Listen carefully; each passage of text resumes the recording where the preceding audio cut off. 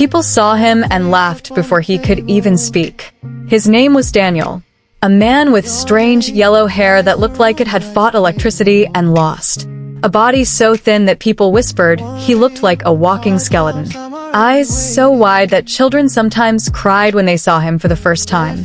No one ever asked why. In restaurants, people asked waiters to move him away. On the streets, teenagers secretly took photos of him. Some called him cursed. Others said he must have done something terrible in life to deserve such a face. But what hurt Daniel most was not the laughter. It was the silence. No one ever sat next to him. No one ever shook his hand. No one ever said good morning. Every night, he went back to his small empty apartment, made himself cheap tea, and pretended someone was sitting across from him. Sometimes he even smiled and talked to the empty chair just to remember how conversation felt.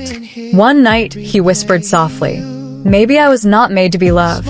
Years passed like that, until one day, something unexpected happened. At a small tea shop, while Daniel was quietly drinking tea alone as usual, a woman in a red dress walked in.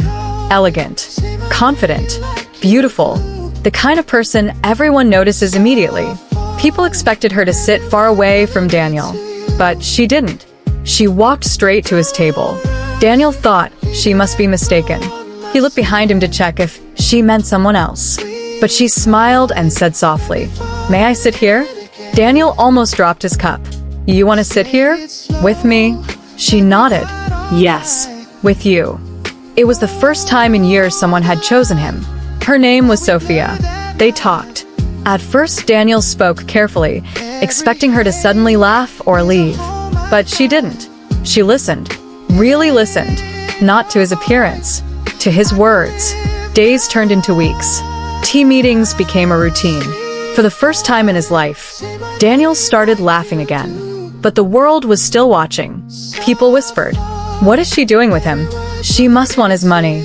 Maybe she lost a bet." Daniel heard everything. One day, he finally asked her, "Why do you spend time with me?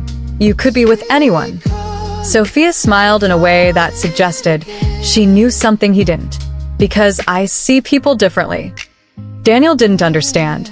Then one evening, she invited him to a formal dinner. Daniel almost refused. "People will laugh at you because of me." She answered, "Let them laugh." Sometimes people laugh because they don't understand the story. That night, Daniel wore his only suit. His hands were shaking the entire time. At the dinner, people did stare. But something strange happened. Instead of introducing Daniel as someone to hide, Sophia proudly introduced him to her mother. Her mother smiled warmly and said, "So you are the man who paid for Sophia's surgery years ago?" Daniel froze. "Please, you didn't have to tell anyone." But Sophia held his hand. Years earlier, Sophia had been very sick and very poor. Hospitals had refused treatment without money. She had almost given up. A quiet, anonymous donor had paid everything. That donor was Daniel. He had spent his entire inheritance saving someone he had never met. The illness that changed his body came from the dangerous work he did afterward, when he had nothing left. Years of struggle, poor nutrition, stress, his appearance became what people mocked. But he never regretted saving a life. Sophia looked at him with tears in her eyes. "Everyone saw your face. I searched for your heart." The room became silent. For the first time, nobody laughed. Months later, Daniel's life changed.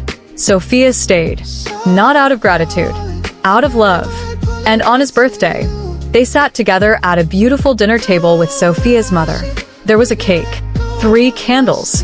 For the first time in his life, Daniel was not pretending someone was there. They were really there.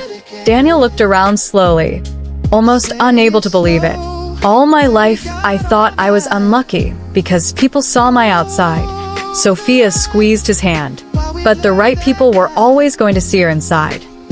Daniel smiled, not the nervous smile he used to force, a real one.